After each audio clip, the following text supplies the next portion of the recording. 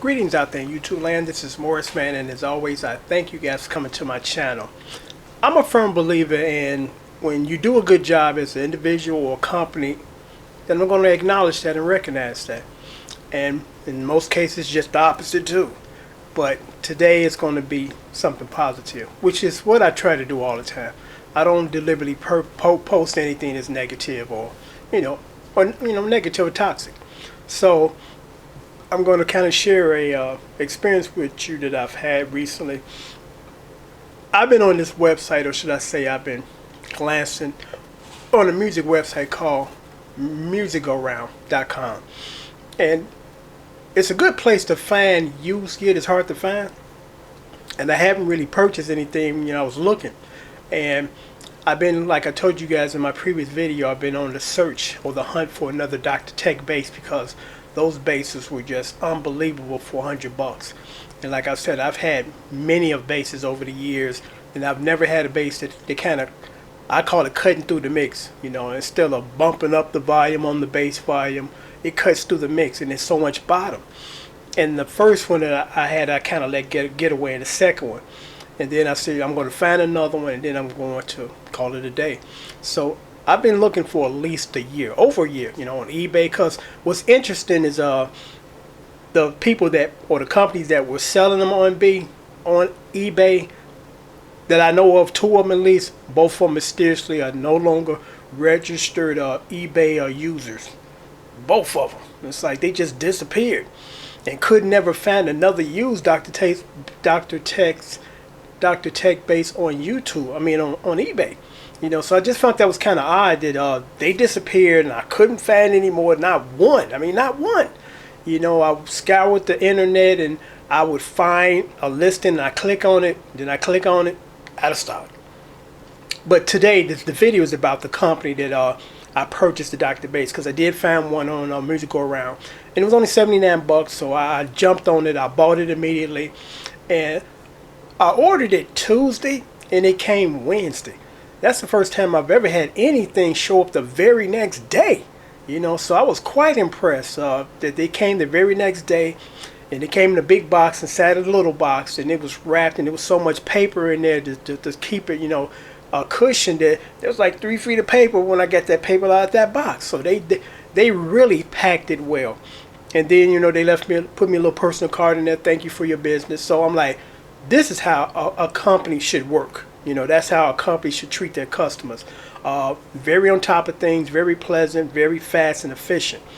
So I just want to, basically send a shout out to Musicgoround, say, hey, keep doing what you're doing because you're doing a great job. Now, I'm going to give you kind of a flip side as far as customer service on another company. Again, mind you, this is not negative, it's just stating fact. Sweet Music. I've had 2 encounters with them. And the first one went like this. I purchased a mixer. And it came pretty quick. It came in a couple of days. And I opened up the box. And the first thing that most of us do when we get something technical is look for that manual. So there was no manual. So I contacted them and said, maybe y'all accidentally didn't send me a manual. They're like, oh, no. In keeping with saving money, we no longer send out manuals. You got to go to their website and print out the manual. So I was supposed to print out a 300-page manual on a printer at home, or even a printer at work, which I shouldn't be doing at work. But yet, in the box, they sent me a 350-page catalog from them. So I'm like, so you're trying to save money, but you send me this and don't send me this. When actually you could have saved your money by just putting your catalog online so I can view it and sending me the manual. So I thought that was really, kind of retarded and centered, as far as it's about us first, then you. Then my second encounter was far worse. I ordered something, they took my credit card information, and I'm waiting for it, to be processed to say, okay, credit card approval went through, we're going to get your order out the next couple of business days. I'll go back to their site the next day, and my credit card information is still processing, or the order is still processing. So on the third day, I called them. I said, I ordered something 3 days ago, and according to your website, it's still processing. We actually don't have that in stock yet.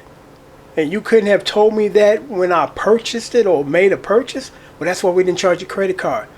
But still, you got me in limbo waiting, and if I would have not contacted you guys, when was this going to take place? I mean, when were you going to notify me to say it's out of stock?